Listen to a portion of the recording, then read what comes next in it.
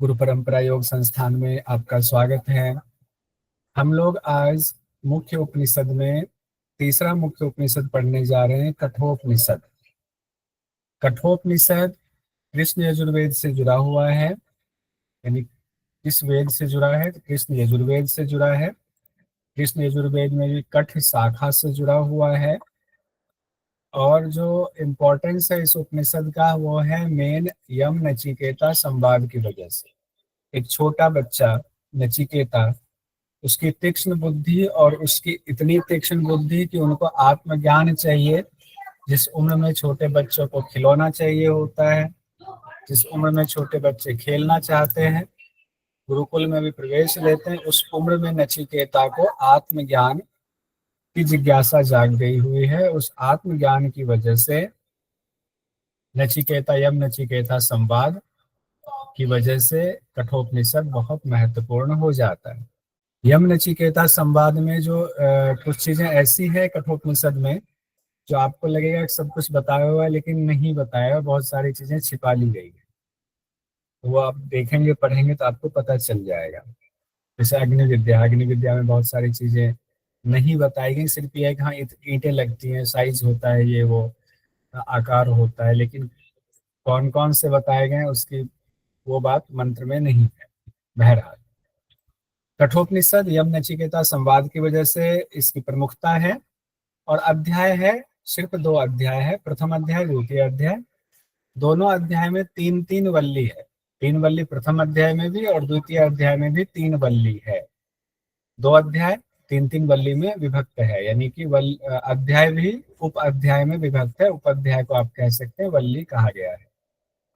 शांति पाठ हम लोगों ने भी देखा। ओम सहनावतु सहनो भुनक्तु सह वीर्यं करवावहै तेजस्विनावधीतमस्तु माँ विद्विषावहै। इस कठोपनिषद में ये वाला शांति पाठ किया जाता है। तो इसको अगर कहे कठोपनिषद में कौन से शांति पाठ का इस्तेमाल किया जाता है, तो ओम सहनावतु वाला किया जाता है। शुरुआत होती है एक सुंदर कहानी से कि नचिकेता कहाँ कैसे यमराज के पास पहुंचे। तो उसके लिए एक कहानी है, सुंदर कहानी, बहुत ही सुंदर है। और मैंने इस पर एक अलग से रूपक भी बनाया हुआ है। रूपक इन द सेंस की एक मैंने ऑडियो फिल्म बनाई हुई है, तो वो आपको ग्रुप में भेज देंगे, तो उससे भी कई चीजें समझ में आएंगी। तो शुरुआत एक सुंदर कहानी से हो रही है जिसमें गौतम वंश से जुड़ा हुआ मामला है। गौतम वंश में एक ऋषि हुए, अरुण नाम के ऋषि हुए। और अरुण ऋषि बड़े मशहूर थे, अन्न का दान करते थे, अपने घर से किसी को जाने नहीं देते थे, सबको दान करते थे, अन्न बहुत ज्यादा दान करते थे। तो अन्न को दान करने वाले को वाजश्रवा कहा जाता है, तो उनका नाम रख दिया गया। अरुण के साथ साथ होता है ना एक और नाम रख दिया, वाजश्रवा भी कहा जाने लगा। अरुण ऋषि के पुत्र थे उद्दालक ऋषि, तो उनको कहा जाता था वाजश्रवस। वाजश्रवस वाजश्रवा के पुत्र। तो उद्दालक के दूसरे नाम हो गए वाजश्रवस, जैसे पतंजलि हो गए। अब पातंजल का मतलब होता है महर्षि पतंजलि का, यानी उद्दालक ऋषि को वाजश्रवस भी कहा जाता है। और उद्दालक ऋषि के पुत्र का नाम है नचिकेता। उद्दालक ऋषि के पुत्र का क्या नाम है? नचिकेता। और नचिकेता के लिए अग्नि विद्या शब्द भी इस्तेमाल किया जाता है, आगे हम लोग पढ़ेंगे। क्योंकि नचिकेता के लिए यमराज ने उनको दिया वरदान, आज से अग्नि विद्या तुम्हारे नाम से जानी जाएगी, इसीलिए हमने यहाँ पर इसको लिख दिया हुआ है। वाजश्रवस जो अरुण के पुत्र थे, यानी उद्दालक ऋषि, उन्होंने कहा कि हमें एक यज्ञ करना है। तो उन्होंने ऋषि मुनियों की सभा बुलाई और फिर अपनी मनसा व्यक्त की, फिर उन्होंने यज्ञ किया। और यज्ञ था विश्वजीत यज्ञ, जिसमें विश्वजीत यज्ञ में होता है कि अपनी सारी संपत्ति जो भी है सब दान कर देना है, यानी कि वैराग्य पूरी तरह से आपका हो गया हुआ है। हालांकि कठोपनिषद में जो मंत्र है उसमें सर्व वेद सम ददौ शब्द आया हुआ है, उसके लिए व्याख्याकारों ने, सभी व्याख्याकारों ने विश्वजीत यज्ञ से ही उसका अर्थ लगाया है। इसका इसका अर्थ ही है सर्व वेद सम ददौ, यानी जो भी है सब कुछ दे देना, कुछ भी नहीं रखना है।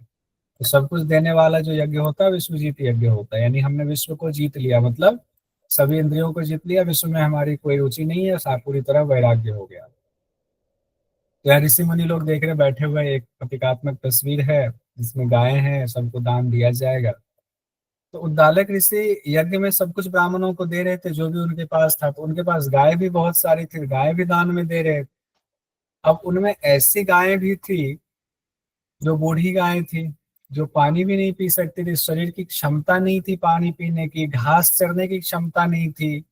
वो कभी अब गर्भवती नहीं हो सकती थी वो गाय, कभी दूध नहीं दे सकती थी। तो जनरली माना जाता है कि ऐसे गाय का दान नहीं करना चाहिए। वो किस काम की गाय है? जिसको आप दोगे उनके लिए तो बोझ है। लेकिन चूंकि वाजस्रवस ऋषि का इतना ज्यादा औरा था, इतना नाम था कि कोई मना नहीं कर रहे थे। जिनको जो दे रहे हैं वो लेते जा रहे थे अपना, ठीक है दीजिए। लेकिन वहीं पर नचिकेता जो उनके पुत्र थे उद्दालक ऋषि के, वो दुखी हो रहे थे। बच्चे थे, साफ हृदय कोमल हृदय था, और वो सोचने लगे कि ये तो किसी काम की गाय है नहीं, इनको जो दान दे रहे हैं तो पिताजी को तो पाप लगेगा, पिताजी को नीच योनियां मिलेंगी। जबकि यहाँ तो यज्ञ हो रहा है, कि दिव्य चीजों के लिए यज्ञ हो रहा है, कि उनको हर चीज से वैराग्य हो गया, सब कुछ देना है। तो उन्होंने सोचा कैसे अपने पिता को इस पाप से बचाया जाए। तो अनिष्ट से बचाने के लिए सोच करके वो पिता के पास चले गए। सोचा मैं भी तो पिता की संपत्ति हूँ, मैं पूछ लेता हूँ मुझे किसको दान दे रहे हैं। पिताजी उस पर ऋषि मुनियों से घिरे हुए थे, बातचीत चल रही थी, लगातार दान दे रहे थे, व्यस्त थे। तो उन्होंने अपने पिताजी से पूछा कि आप मुझे किसको दे रहे हैं। एक बार पूछा, पिताजी ने इग्नोर किया, छोटा बच्चा है कुछ पूछ रहा है, चलो कोई नहीं, घर में भी होता है। लेकिन बार बार उन्होंने बोला, पिताजी आप मुझे किसको दे रहे हो, बोलो किसको दे रहे हो। तो पिताजी गुस्सा हो गए। ऐसा गुस्सा हो गए कि घर में भी कई बार होता है ना, हम बच्चों को झकझोर देते हैं। तो उद्दालक ऋषि ने अपने बेटे को गुस्से में बोला कि जाओ तुमको यम को देता हूँ, मृत्यु के मुख में चले जाओ। तो अब ये बात तो उन्होंने कह दिया। अब ऋषि मुनि है, उनके मुख से निकली हुई बात, वो बालक भी ऋषि मुनि का बालक है, वो उसने भी बात को पकड़ लिया। अब तो पिताजी ने बोल दिया, मैं तो पिताजी को बचाने आया था पाप से, अब तो मृत्यु के मुख में जाऊंगा मैं, तभी पिताजी बचेंगे पाप से, मृत्यु के मुख में जाना है। लेकिन नचिकेता के मन में ये विचार भी आ रहा है, बच्चा है, कि मुझे पिताजी इतना गुस्सा होकर के सीधे मृत्यु के मुख में क्यों भेज रहे हैं, मैं क्या इतना बुरा हूँ। वो सोचने लगे कि शिष्य तो तीन प्रकार के होते हैं, उत्तम मध्यम अधम। हम लोग भी कहते हैं ना, घर में गांव में कहते हैं, जो बिना कहे काम कर दे वो अति उत्तम है, जो कहने पर काम करे वो मध्यम गति वाला है, जो कहने पे भी ना करे कहते तुम तो बेकार हो, अधम हो। तो नचिकेता ने कहा जनरली तो मैं बिना कहे काम कर देता, उत्तम श्रेणी में हूँ, कभी कभी मैं कहने पर काम करता हूँ, मध्यम श्रेणी अधम में तो हूँ नहीं, फिर मुझे मृत्यु के पास क्यों भेज रहे हैं। खैर, उन्होंने कहा मुझे तो अब जाना है। तो वो अपनी बात पे अड़ गया कि मुझे तो मृत्यु के पास जाना, आपने बोला हुआ और इतने लोगों के बीच में बोला हुआ है। उधर पिताजी दुखी हो गए बच्चे की जिद देख करके, अब वो ऋषि है, सब कुछ दान कर रहे हैं, तो उनको भी तो अपनी बात पर रहना पड़ेगा अडिग। तो नचिकेता ही अपने पिता को समझा रहे हैं कि वो इतने दुखी होकर बैठे हुए हैं कि तुमने मुझे इतना परेशान कर दिया कि मेरे मुंह से ये बात निकल गई, मुझे अपना बेटा खोना पड़ेगा। तो उन्होंने समझाया अपने पिता को कि पुत्र मोह में आप मत डलिए, तो पुत्र मोह से आपको पाप लगेगा। आपने जो शब्द निकला हुआ उससे बचाने के लिए हम अपने कुल में जो है सब जो बोल दिए उससे पीछे हो, तो हमें जाने दीजिए। पिता को मनवा लिया, तो वो अब मृत्यु के मुख में जा रहे, यानी यमराज के पास पहुंच जा रहे। अब इसमें इस बात का जिक्र कहीं नहीं है कि वो यमराज के पास गए कैसे। छोटा बच्चा, या तो उनकी शक्ति इतनी थी योग बल से कि वो सीधे यमराज के पास पहुंच गए, या तो उनकी मृत्यु हुई, उन्होंने अपने आप को अग्नि में दाह किया, या कोई ऐसी विद्या थी जिसकी वजह से उन्होंने अपना शरीर छोड़ा, क्या था, या सशरीर गए। इसकी चर्चा नहीं की गई है। ये आपके मन में सवाल आ सकता है, इसकी चर्चा नहीं की गई। यानी वो अब यमलोक पहुंच गए। यमलोक पहुंच गए तो उस वक्त यमराज महल में नहीं थे। जिस वक्त पहुंचे, अब जनरली क्या होता, हमारी आपकी मृत्यु होगी तो यमराज कहते हैं, यमराज आएंगे प्राण खींच के ले जाएंगे। लेकिन नचिकेता तो खुद ही पहुंच गए वहां पे। अब यमराज के महल के बाहर पहुंचे, बैठ गए वहां पर। अब वहां जो बाहर इंतजार वो थे, प्रहरी वगैरह, उन्होंने कहा कि भाई क्यों आए, वो तो है नहीं, चाहो। तो उन्होंने कहा नहीं, हम तो यहीं रहेंगे, हम तो मिलने आए हैं उनसे। अब देखा है ब्राह्मण बालक तेज इतना है, बैठा हुआ है, अब तो सब कांपने लगे। और वो भी बोला ठीक है बैठे हो, कुछ खा पी लो, आप कुछ आदर सत्कार लो। कहा नहीं, ऐसे कैसे खा ले बिना उनसे मिले हुए। यमराज तो उधर प्राण खींचने गए हुए कई लोगों के प्राण खींच के आएंगे। 3 दिन बाद यमराज जी आए उधर से, और 3 दिन तक नचिकेता बिना अन्न जल ग्रहण किए हुए वहां बैठे रहे। इतने में तो यमलोक में तो खबर फैल गई। यमराज की पत्नी भी परेशान हो गई कि कोई ब्राह्मण बालक अगर दरवाजे पर भूखा प्यासा बैठा तो पाप लगेगा। पत्नी घबरा गई, यमराज जैसे है पत्नी भागे भागे यमराज के पास गई। कहते हैं, सुनते हो जी, धर्म शास्त्रों में लिखा है अगर आपके दरवाजे पर कोई ब्राह्मण अतिथि भूखा रहे तो भारी पाप लगता है, इच्छाओं की पूर्ति नहीं होती है। तो आप जल्दी से जाइए उस बालक को, ऐसे ऐसे एक बालक बैठा है 3 दिन से कुछ खाया पिया नहीं, बहुत जिद किया हम लोगों ने, आपका सारा सौंदर्य खत्म हो जाएगा, वाणी से सत्य से माधुर्य सब निकल जाएगा, पूर्व कर्मों के फल नष्ट हो जाएंगे, इस तरह से उनको तकलीफ हम दे रहे हैं, क्या कारण है, क्यों है। तब वहां पर यमराज पहुंच गए। हमने एक तस्वीर बनाने की कोशिश की, देखिए सर यमराज जैसे मिलते हो तो ठीक है। यमराज वैसे तत्वज्ञानी है, आत्मज्ञानी है, आत्मदर्शी है यमराज, दिव्य है यमराज। भले हम लोग नाम सुन करके रूह कांप जाती है कि नहीं नहीं उनका नाम मत लो, हमें नहीं अभी मिलना है उनसे, लेकिन उनके मिलन की कहानी हम लोग पढ़ रहे हैं। यमराज पहुंचे, यमराज ने नचिकेता का स्वागत किया और स्वागत करते सबसे पहले पश्चाताप जताया कि आप एक ब्राह्मण बालक हमारे द्वार पे 3 दिन भूखे प्यासे रहे, तो आप जो है हमसे 3 रात्रि के बदले, हर रात्रि के बदले एक एक वरदान मांग लीजिए। बस नचिकेता पहले तो यही खुश हो गए, चलो पिताजी ने भेजा और यहाँ पर तो बिना मांगे वरदान मिल गया, मिल रहा है, 3 वरदान मांग लिया। पहला ही वरदान मांग लिया इस बच्चे ने कि हमें तो वापस भेजने का इंतजाम पहले वरदान में कर लिया कि मृत्यु से हमें लौटने का उपाय कर दें। वरदान में देखिए भाव, देखिए, गौतम वंश से मेरे पिता मेरे प्रति शांत प्रसन्न चित्त क्रोध रहित हो जाए, और जब आप यहाँ से मुझे वापस भेजो तो मुझे पहले की तरह प्रेम पूर्वक बात करें। हालांकि इसमें यह भी कहा है मुझे पहचान लें और मुझसे पहले की तरह ही प्रेम पूर्वक बात करें। अब सवाल कई लोग उठा देते हैं कि पहचान क्यों नहीं लेगा अपने बेटे को, वो तो बेटा ही है, जाएगा तो नहीं पहचानेगा क्या। तो मेरे मन में भी सवाल था तो मैंने पूछा, तो उसमें जवाब मुझे ये मिला ऋषिकेश में कि देखो जो जिनकी मृत्यु हो गई जनरली लोग विश्वास नहीं करते कि वो वापस आए हुए हैं, तो शायद इस वजह से वहां पर ये बात, इसका प्रयोजन होगा कि नहीं वाकई ये यमराज से मिला और यमराज के पास से वाकई ये लौट के आ गया, ये बड़ी बात। तब यमराज ने तो वरदान दे दिया। यमराज ने कहा ठीक है, तुम मृत्यु के मुख से छूटा देखकर तुम्हें पिताजी वैसा ही सुखपूर्वक तुम्हारे सोएंगे, तुमको प्यार करेंगे, उनका क्रोध शांत हो जाएगा, पश्चाताप भी शांत हो जाएगा, वो हो जाएगा। पहले वरदान में इन्होंने पक्का कर दिया वापस, अब तो निर्भय हो गए, अब तो वापस जाना है इनको। तो दूसरे वरदान में मांग लिया कि जो है चलो स्वर्ग लोक का भी सुख थोड़ा सा देखे क्या होता है, कैसे होता है। तो दूसरे वरदान में क्या मांगते हैं, देखिए मामला फंसेगा तीसरे वरदान से, दूसरे तक तो सब ठीक है।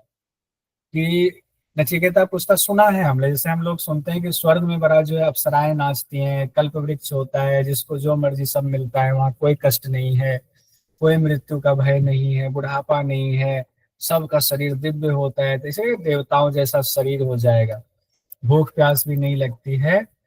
तो नचिकेता ने कहा दूसरा वरदान में आप मुझे स्वर्ग प्राप्ति के साधन जो अग्नि विद्या, अग्नि विद्या मतलब क्या होता है, जो यज्ञ वगैरह हम लोग करते हैं उसका जो क्या गूढ़ रहस्य है उस अग्नि विद्या का, यज्ञ का, जिससे कि स्वर्ग की प्राप्ति हो जाए, वो बता दीजिए ताकि हम स्वर्ग लोक के अमृत तत्व को प्राप्त कर पाए।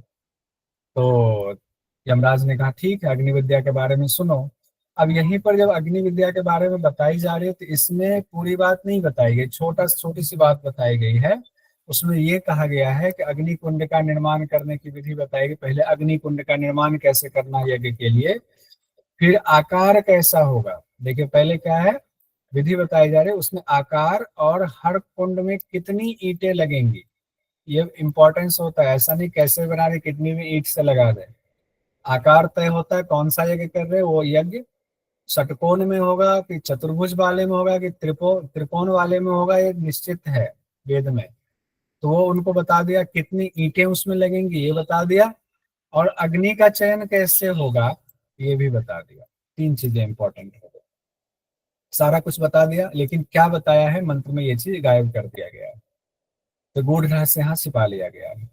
तो उसके बाद यमराज ने सोचा कि बच्चे को हमने इतनी सारी बातें बता दी, क्या पता इसको याद रहे ना रहे, तो बोला कि एक बार जो मैंने बताया वो बता दो, ताकि हम लोग भी कहते हैं ना क्लास में पढ़ाते समय, आप भी करते कहते होगे जो बताया एक बार बता दो, कुछ भूल रहे हो तो फिर से हम बता देंगे।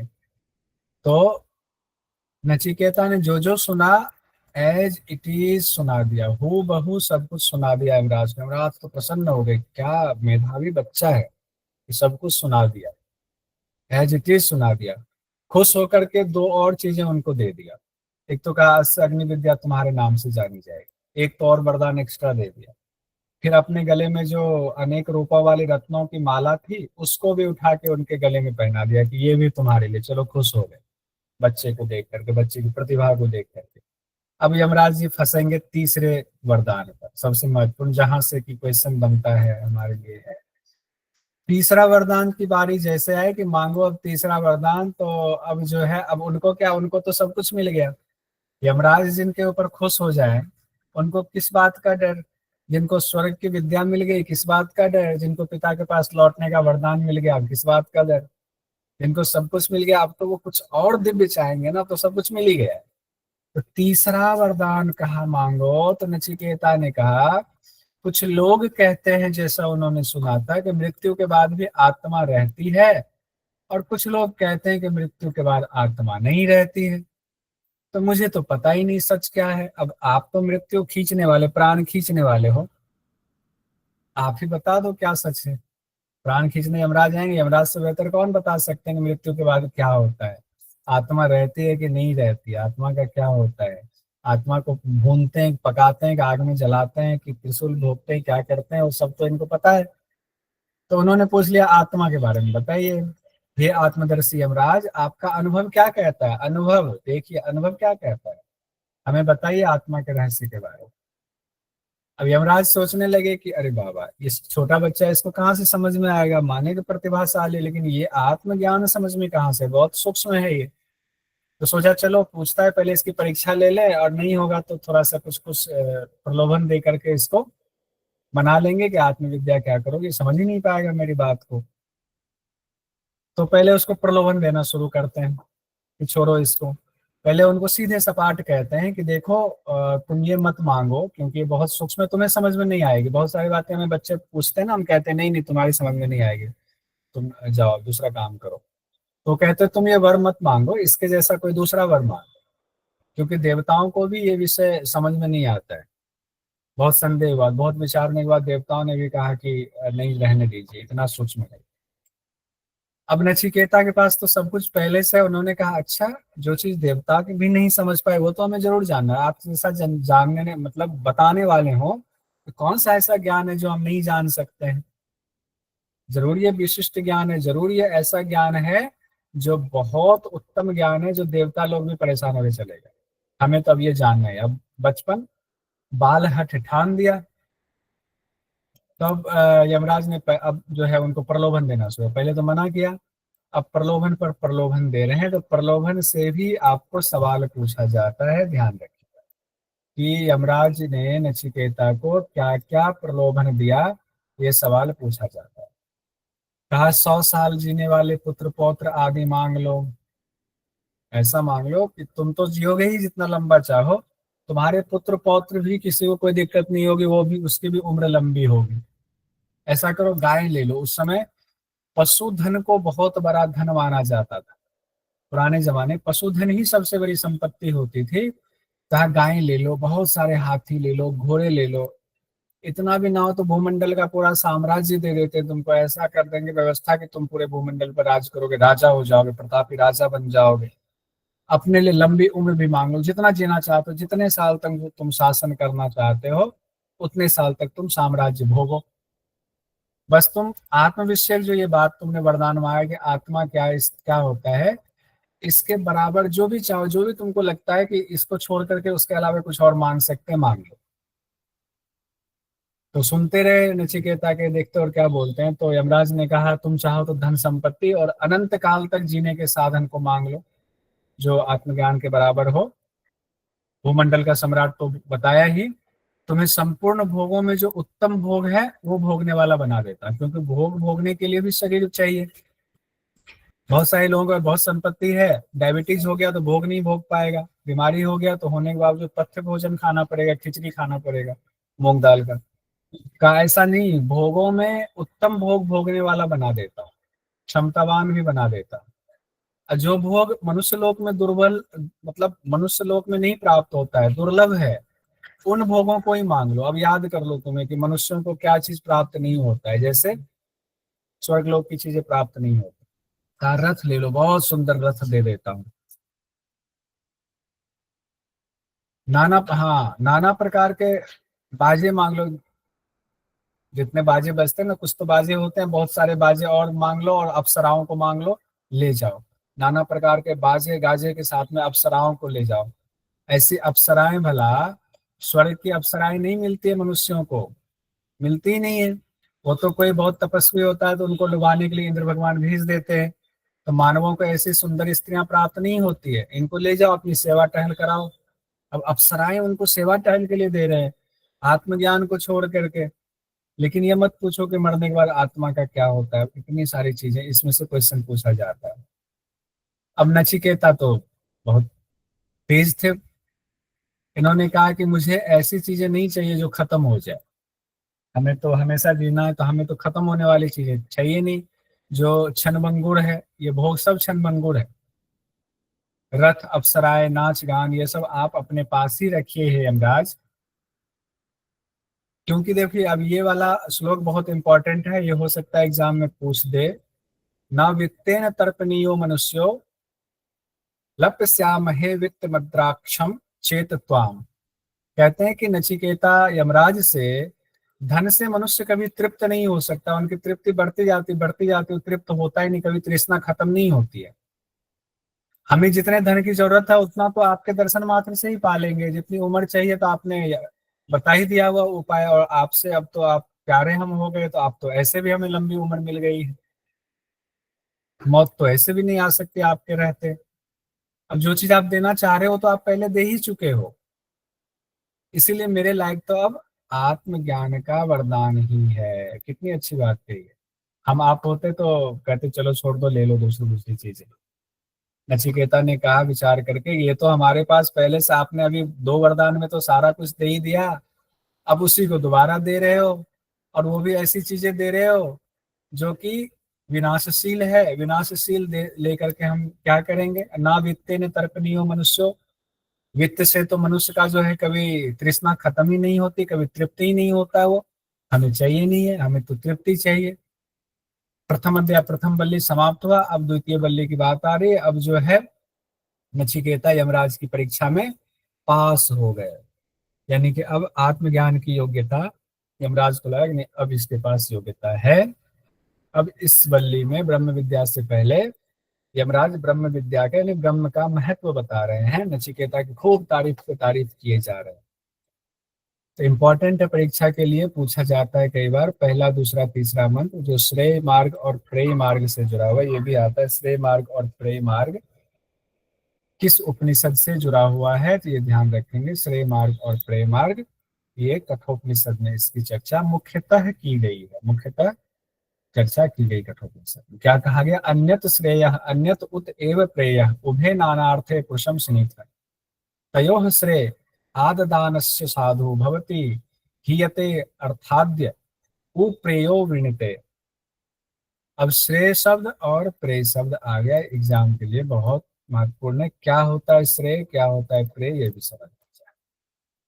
श्रेय यानी कल्याण का साधन, श्रेष्ठ, ऐसे याद कर लीजिए। जो श्रेय है वो श्रेष्ठ है, जो प्रेय यानी प्रिय लगने वाला भोग है वो उससे निम्न है। तो श्रेय वाला जो कल्याण का साधन है वो तो अलग है, प्रेय यानी प्रिय लगने वाला भोग का साधन अलग है। दोनों में डिफरेंस है, दोनों के फल भी अलग अलग होते हैं। वो अपनी अपनी वृत्ति के हिसाब से चुनता है अपने अपने साधन। कहा गया कल्याण के साधन को अपनाने वालों का भला होता है, जो श्रेय मार्ग को अपनाएगा उसका भला होगा। लेकिन जो भोग का साधन यानी प्रेय मार्ग को अपनाएगा वो पतन वाला होगा। पतन से तात्पर्य ये है कि वो जीवन मृत्यु के चक्र में फंसा रहेगा। तो श्रेय और प्रेय मार्ग का अर्थ हुआ एक तो कल्याण का साधन, ये डिफरेंस समझ लीजिए नहीं तो दिक्कत होगी। कल्याण का साधन कौन है, जो श्रेय मार्ग है यानी श्रेष्ठ मार्ग है। ऐसे श्रेय मार्ग मतलब श्रेष्ठ मार्ग, कल्याण के रास्ते पर फल कल्याण होता है। प्रेय मार्ग यानी जो प्रिय है, हे प्रिय, हे प्राण प्रिय। अब प्राण प्रिय में लगे रहिए तो जीवन मृत्यु फल को प्राप्त करते रहेंगे। तो भ्रष्ट हो जाना, यानी जीवन मृत्यु के चक्र में फंसे रहना। आजकल प्राण प्रिय बहुत चल रहा है, नीला ड्रम रम भी चल रहा है। अब यमराज उसके बाद कहते हैं कि बुद्धिमान पुरुष दोनों मार्गों को अलग अलग समझता है। बुद्धिमान पुरुष को पता होता है कि श्रेय मार्ग श्रेष्ठ कल्याण का साधन है, प्रिय मार्ग जो है वो भोग का साधन है। दोनों को अलग अलग डिफरेंस कर लेते हैं, फिर श्रेष्ठ मनुष्य श्रेय मार्ग को चुनते हैं। देखिए आप आ गया, श्रेष्ठ मनुष्य श्रेय मार्ग को चुनते हैं। और मंद बुद्धि वाले किसको चुनते हैं? प्रेय मार्ग को चुनते हैं। मंद बुद्धि वाले किसको चुनेंगे? प्रेय मार्ग। क्यों चुनते हैं प्रेय मार्ग को? वो चाहते हैं हम अपना योगक्षेम खुद ही पूरा कर लेंगे। योगक्षेम, योगक्षेम का क्या मतलब होता है? योगक्षेम, इसमें दो शब्द है, योग और क्षेम। योग का मतलब होता है जो नहीं है उसकी पूर्ति करा देंगे भगवान, या हम खुद से पूर्ति करते हैं, जो हमारे पास नहीं है उसकी पूर्ति करते हैं। क्षेम का मतलब होता है जो है उसकी रक्षा, जो है पहले से हम उसकी रक्षा करते हैं। अगर आप भगवान में ईश्वर परिधान करते हो तो योगक्षेम की जिम्मेदारी ईश्वर की होती है, वही आपको जो नहीं है उसको देते हैं, जो है उसकी रक्षा करते हैं। लेकिन मंद बुद्धि वाले क्या सोचते हैं? नहीं, अपना योगक्षेम हम खुद पूरा करेंगे, तो वो प्रेम मार्ग को चुन लेते हैं। ये बात कहा गया। तो गीता में भी योगक्षेम की चर्चा आई हुई है, वहां हम लोग पढ़ेंगे। गीता में योगक्षेम के बारे में कहा गया है, जो अभाव है उसकी पूर्ति और जो वस्तु है उसकी रक्षा।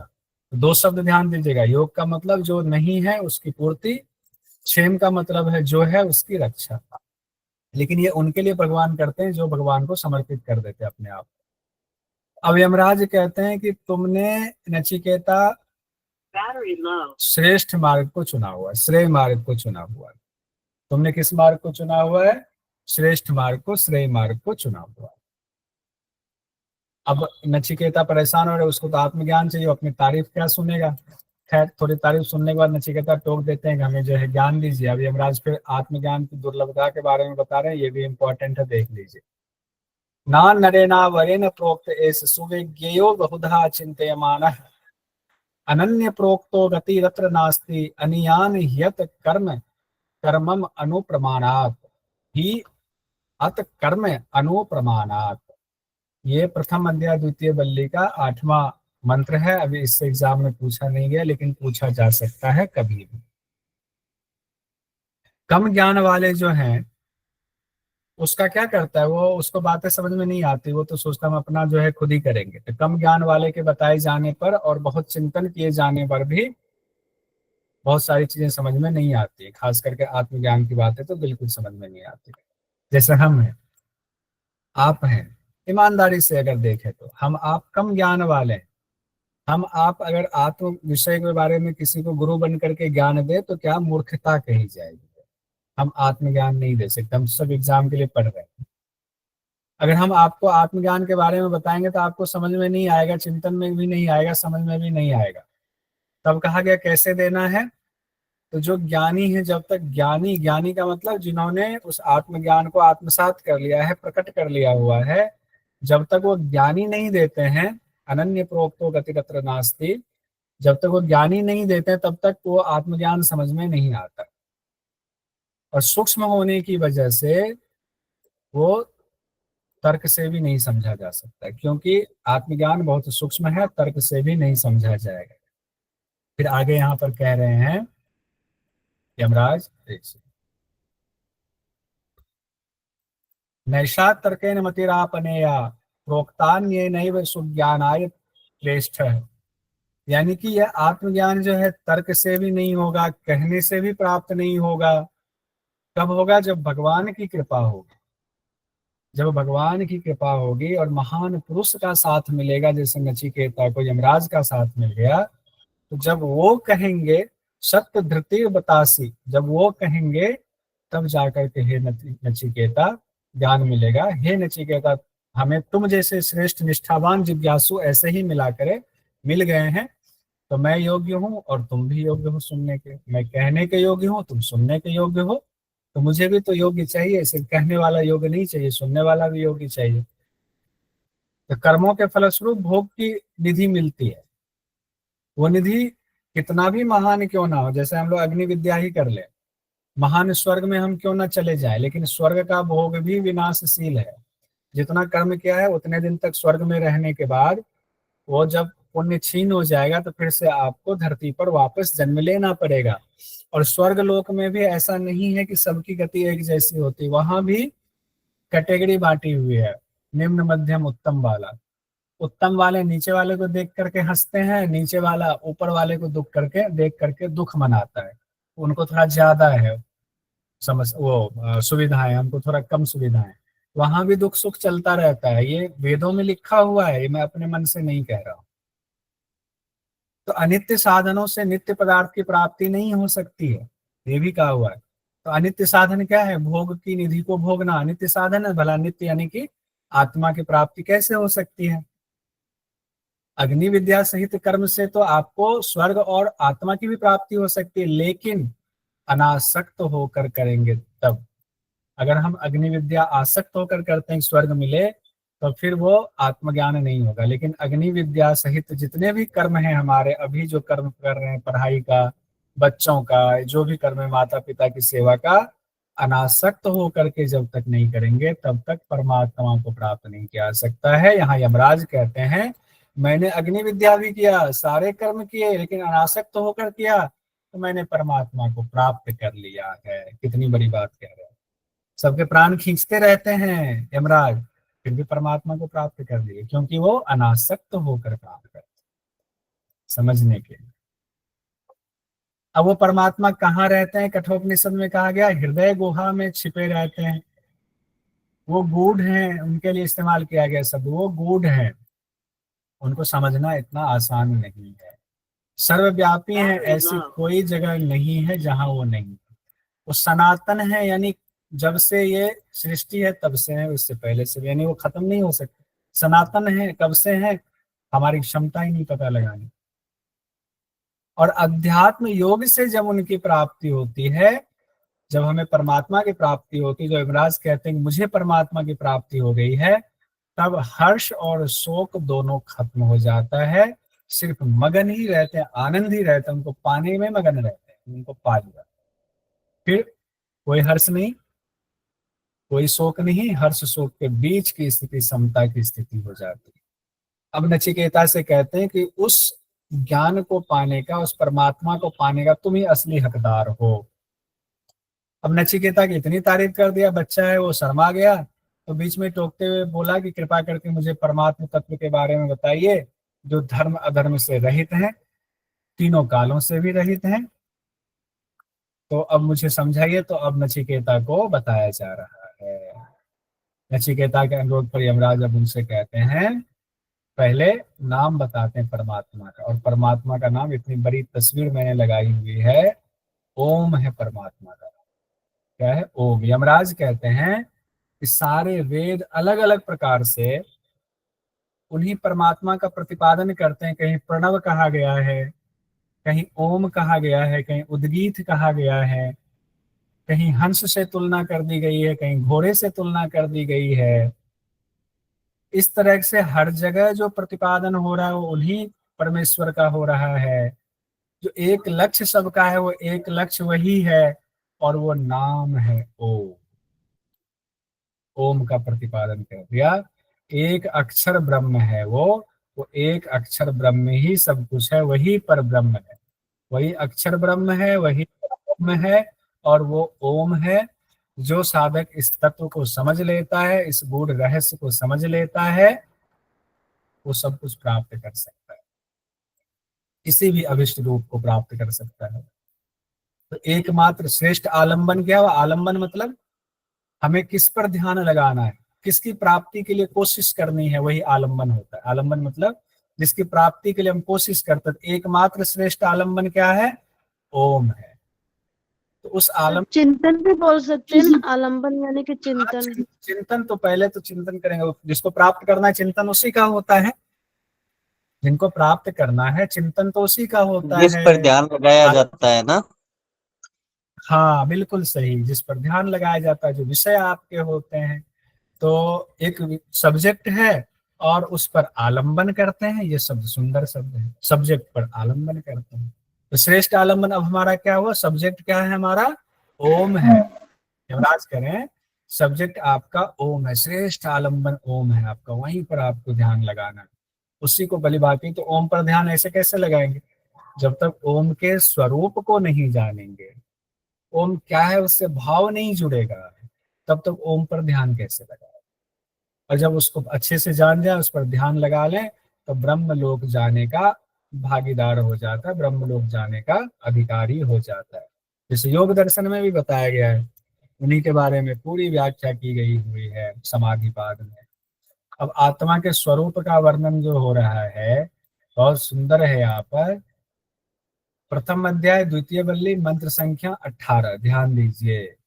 और यही चीज भगवत गीता दूसरे अध्याय के 20वें श्लोक में कहा गया आत्मा के बारे में, ये बात ध्यान दीजिए। 18 यहाँ है, वहां 20वां है।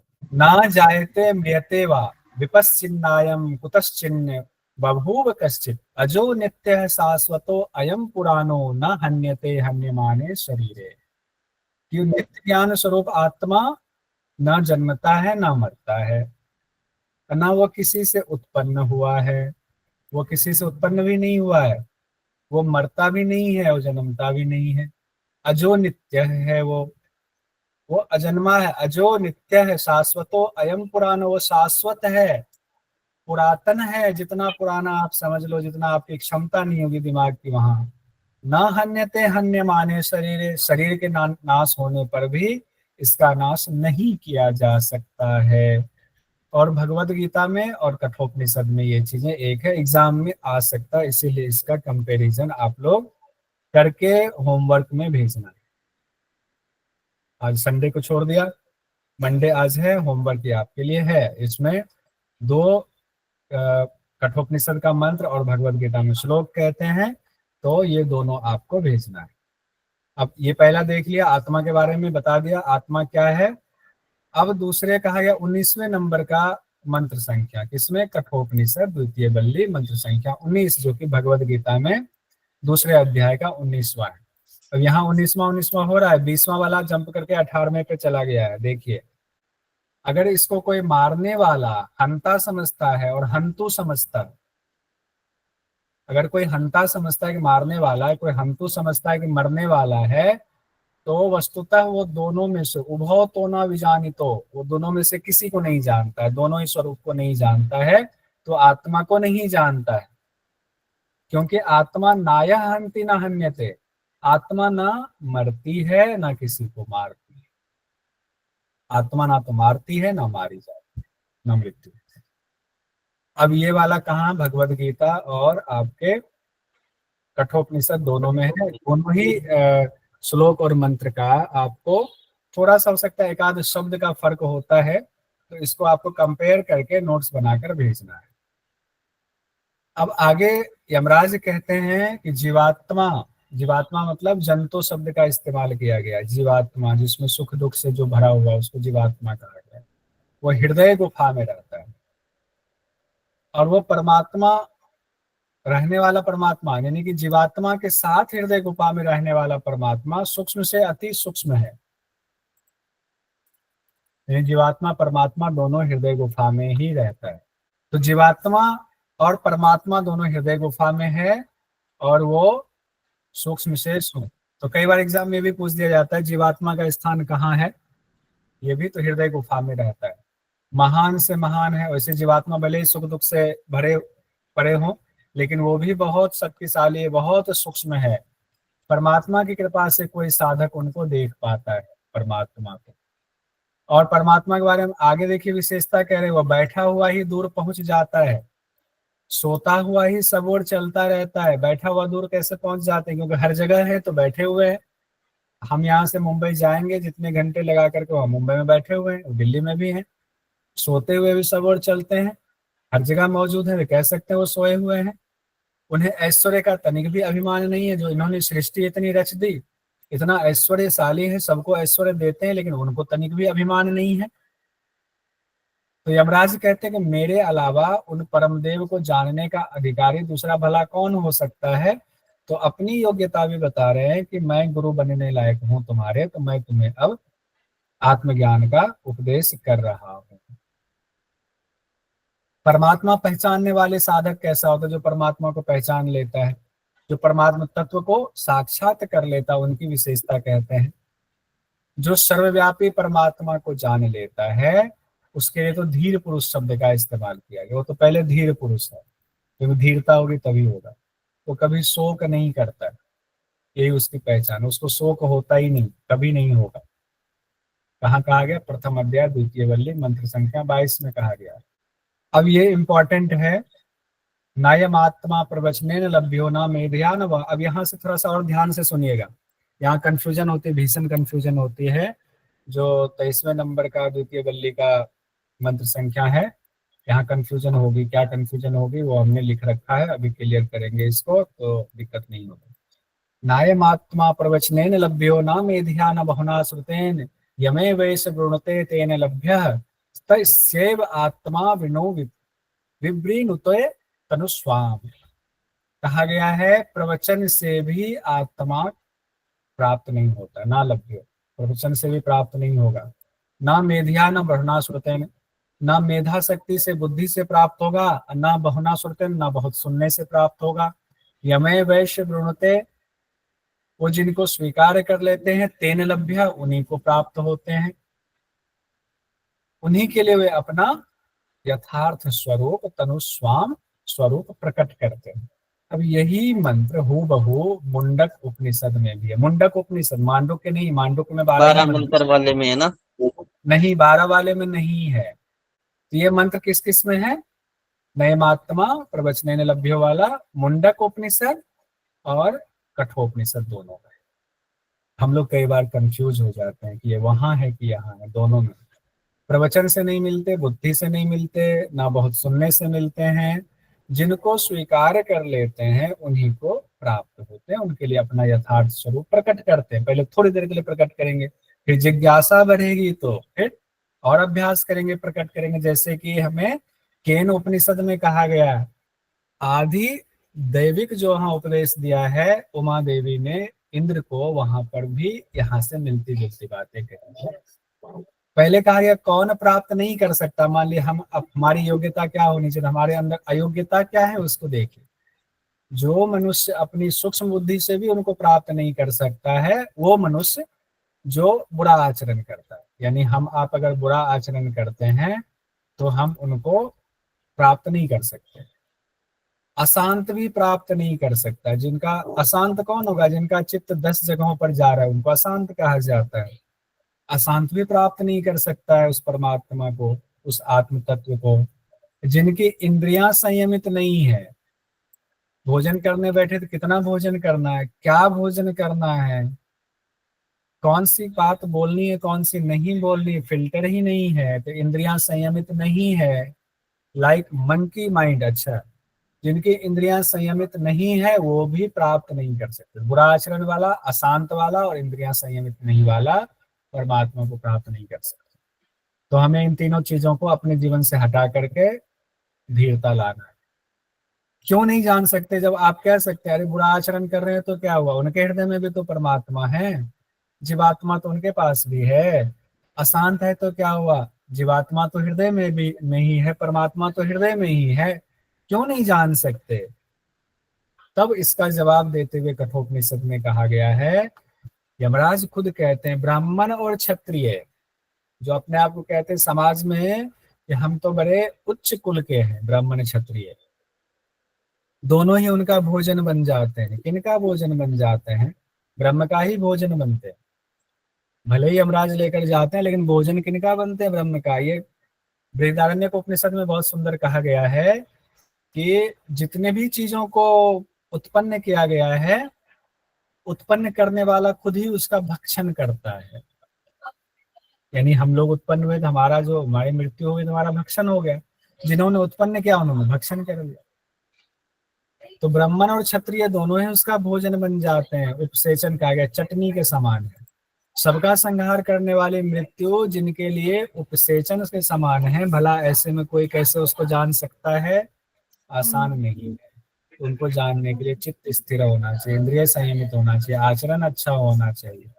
अब एक क्वेश्चन देखिए पूछा गया, कठोपनिषद के अनुसार ये दिसंबर 2023 का क्वेश्चन है। क्वेश्चन से आपको आइडिया लगेगा क्या पूछा जाता है। कठोपनिषद के अनुसार निम्न में से किसके द्वारा आत्मा को नहीं जाना जा सकता है? प्रवचन से, ईश्वर कृपा से, चर्चा से, शास्त्र अध्ययन से, यज्ञ से।